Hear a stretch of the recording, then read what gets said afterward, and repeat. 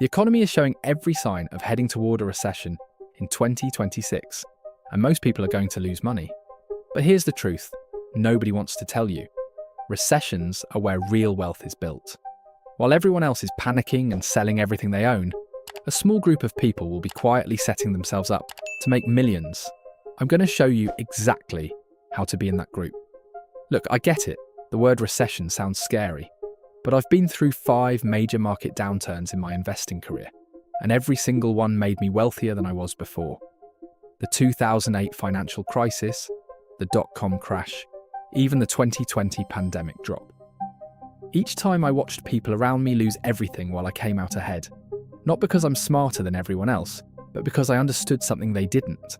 Market crashes follow a pattern, and once you see that pattern, you can use it to your advantage.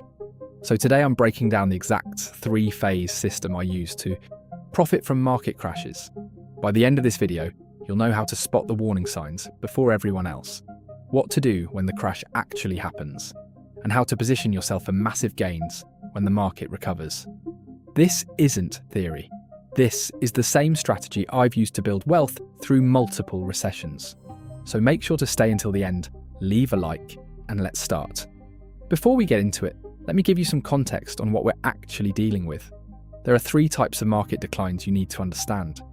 First is a market correction, which happens when stocks drop at least 10% from their recent high. These are actually pretty common. Since 1980, we've seen a correction roughly every 14 months. Think of it as the market realizing things got a bit too expensive and hitting the reset button. Then you have a bear market, which is when prices fall more than 20%. These are more serious. Since 1932, bear markets have shown up on average every 4 years and 8 months. They typically drag the market down for about 9.5 months, or around 289 days. Now that sounds bad, but here's the thing most people don't realize. Bull markets, where the market is going up, usually last around 2.5 years or 965 days. So even though bear markets feel brutal when you're in them, they're actually the exception, not the rule. The third type is what I call a market collapse, where you see drops of 30% or more in a very short time. These are rare, but they can happen. The point is, if you're investing in stocks and you're not prepared for the market to go down sometimes, you're setting yourself up for disaster. Now let's talk about 2026 specifically. There are some very clear warning signs that we're heading into a recession, and I'm seeing them everywhere. First, corporate debt levels are at historic highs. Companies borrowed massive amounts of money when interest rates were low, and now those loans are becoming very expensive to maintain. When companies can't service their debt, they start laying people off. We're already seeing this in the tech sector. Second, consumer savings rates have dropped dramatically. People are spending more than they're saving, which means when the economy slows down, they won't have a cushion to fall back on. This leads to a rapid decrease in spending, which hurts businesses, which leads to more layoffs, which means even less spending. It's a downward spiral. Third, the yield curve has been inverted for months now. This is when short-term treasury bonds pay higher interest rates than long-term bonds. I know that sounds technical, but here's why it matters. An inverted yield curve has predicted every single recession for the past 50 years. It's basically the market saying that investors think the short-term future looks worse than the long-term future. And finally, we're seeing the same kind of irrational market behaviour that happens right before crashes. Overvalued tech stocks, speculative investments, getting mainstream attention, people with no investing experience suddenly convinced they're going to get rich quick. This is exactly what I saw before 2008 and before the dot-com crash in 2000. So now that we've established a recession is likely coming, let me walk you through the 3 phases of how this is going to play out and what you need to do in each phase. By the way, I opened a free community where I show you how to be successful with YouTube and how to be on the right path in this unstable economy. Even if you start from zero, it's easy and free. There's the link below. Back to before. Phase 1 is what I call the build-up phase. This is happening right now.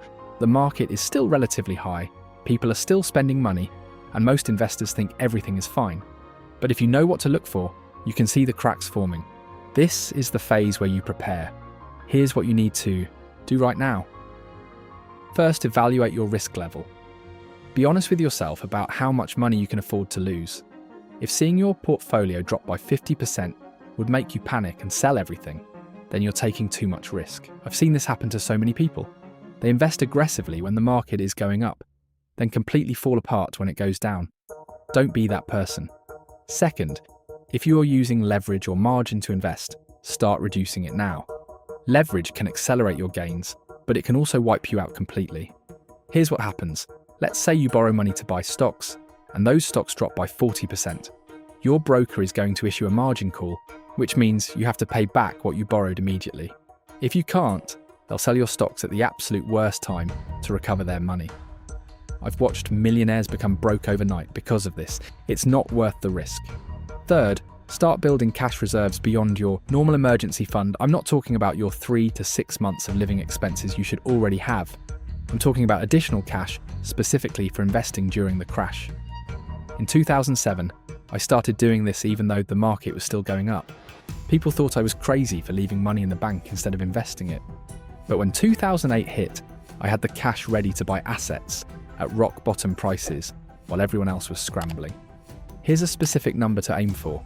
If you're currently investing $500 per month, try to save an additional 3 to 6 months worth of that amount. So that would be $1,500 to $3,000 in cash reserves specifically for investing.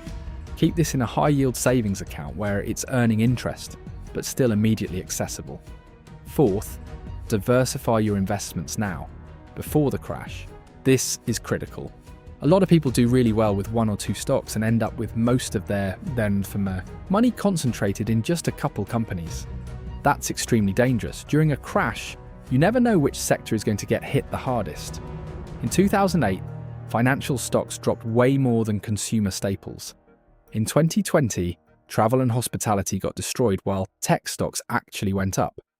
The solution is spreading your money across different sectors and asset classes. Index funds are great for this because one fund can give you exposure to hundreds or thousands of companies across different industries.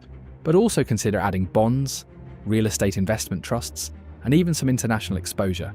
The goal isn't to avoid losses completely, because that's impossible. The goal is to avoid catastrophic losses that wipe out your entire portfolio. Phase 2 is the crash itself. This is when reality hits and the market starts falling fast. Most people completely lose their minds during this phase. They panic, they sell everything at the worst possible time, and they lock in their losses. This is where most wealth is destroyed, but it's also where the biggest opportunities appear. The first thing you need to understand is that the crash will feel worse than you think. Even if you prepare mentally, watching your portfolio lose 30 or 40% of its value is brutal. You'll see red numbers everywhere. The news will be screaming about the end of the economy. Your friends and family will be panicking. Your instinct will be to sell everything and get out. Don't do it. Here's why. A study by Fidelity looked at what would happen if you invested $10,000 in the S&P 500 from January 1980 to December 2022. If you just held on through all the ups and downs, you'd have over $1 million. But if you sold during crashes and missed just the 5 best trading days over that entire period, you'd only have around $671,000. Miss the 50 best days and you'd have just $76,000. The problem is those best days usually happen right after. The worst days, they happen during the recovery when everything still feels terrible. If you sell during the crash, you're almost guaranteed to miss those days. This is why time in the market beats timing the market. But here's where it gets interesting. If you have cash saved up, this is when you start buying. Not all at once, because you can't predict the exact bottom. Use a strategy called dollar cost averaging. Pick an amount, let's say $200 per week, and invest that same amount every single week, no matter what the market is doing. When prices are high, your $200 buys fewer shares. When prices are low, it buys more shares. Over time, this means you're buying most of your shares at lower prices, which is exactly what you want. I did this in 2008, and again in 2020. I had no idea where the bottom was, but by investing consistently, I bought a lot of shares at very cheap prices. Here's a real example. Let's say you're buying shares of an S&P 500 index fund. Before the crash, shares cost $400 each, so your $200 gets you half a share. During the crash, shares dropped to $200, so now your $200 gets you a full share. Then they drop to $100 and you're getting 2 shares. When the market recovers and shares go back to $400, those shares you bought at $100 and $200 are now worth 4 times and 2 times what you paid. This is how wealth is built. Not by getting lucky and timing the exact bottom, but by having cash available and consistently buying when prices are low. While everyone else is selling in fear, you're buying their shares at a discount. During the 2008 crash, I also looked for other opportunities beyond stocks. Real estate prices crashed, so I bought rental properties. Small businesses were failing, so I bought inventory and equipment at pennies on the dollar. The key is having cash available and being willing to buy when everyone else is scared. Phase 3 is the recovery. This is when the market starts climbing back up, eventually surpassing its previous highs. This phase usually takes longer than people expect. After the 2008 crash, it took about 4 years before things really started improving. Even then, it was another few years before everything felt normal again.